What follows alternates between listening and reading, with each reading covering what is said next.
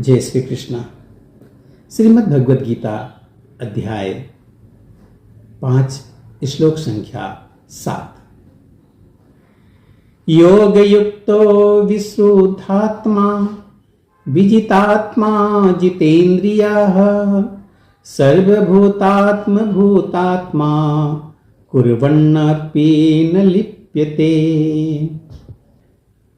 जो भक्ति भाव में कर्म करता है, जो विशुद्ध आत्मा है और अपने मन तथा इंद्रियों को बस में रखता है, वह सबों को प्रिय होता है और सभी लोग उसे प्रिय होते हैं।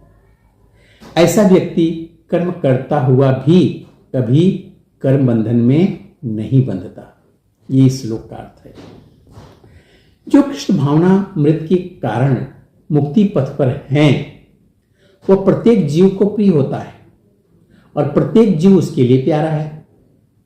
यह कृष्ण भावना मृत के कारण ही होता है। ऐसा व्यक्ति किसी भी जीव को कृष्ण के पृथक सोच भी नहीं पाता। जिस प्रकार वृक्ष की पत्तियां तथा टहनियां वृक्ष से भिन्न नहीं होती, वह भली भांति जानता है कि वृक्ष की पत्तियां टहनियां वृक्ष से भिन्न नहीं होती। वह भली भांति जानता है कि वृक्ष की जड़ में डाला गया जल समस्त पत्तियों तथा टहनियों में फैल जाता है, अथवा आमाशय को भोजन देने से शक्ति स्वतः पूरे शरीर में फैल जाती है। क्योंकि कृष्ण भावनामृत में कर्म करने वाला सबों का दास होता है, अतः वह हर एक को प्रिय होता है। क्योंकि प्रत्येक व्यक्ति उसके कर्म से प्रसन्न रहता है, अतः उसकी चेतना शुद्ध रहती है। चूंकि उसकी चेतना शुद्ध रहती है, अतः उसका मन पूर्णतः नियंत्रण में रहता है। मन के नियंत्रित होने से उसकी इंद्रियां संयमित रहती हैं। चूंकि उसका मन सदैव कृष्ण में स्थिर रहता है, अतः उसके विचलित होने का तो प्रश्न ही नहीं उठता। न ही उसे कृष्ण के से समस्त कथाओं के अतिरिक्त अन्य कार्यों में अपनी इंद्रियों को लगाने का अवसर मिलता है। वह कृष्ण कथा के अतिरिक्त और कुछ सुनना भी नहीं चाहता।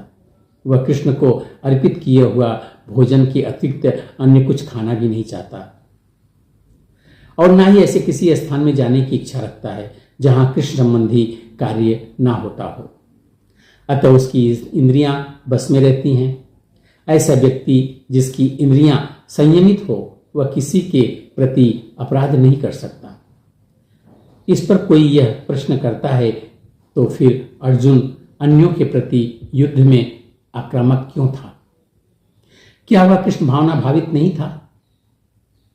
वस्तुतः अर्जुन ऊपर से ही आक्रामक था, क्योंकि जैसा कि द्वितीय अध्याय में बताया जा चुका है कि आत्मा के अवध्य होने के कारण युद्ध भूमि में एकत्र हुए सारे व्यक्ति अपने अपने स्वरूप में जीवित बने रहेंगे। अतः आध्यात्मिक दृष्टि से कुरुक्षेत्र की युद्ध भूमि में कोई मारा नहीं गया। वहां पर स्थित कृष्ण की आज्ञा से केवल उनके वस्त्र बदल दिए गए हैं। अतः अर्जुन कुरुक्षेत्र की युद्ध भूमि में युद्ध करता हुआ भी वस्तुतः युद्ध नहीं कर रहा था।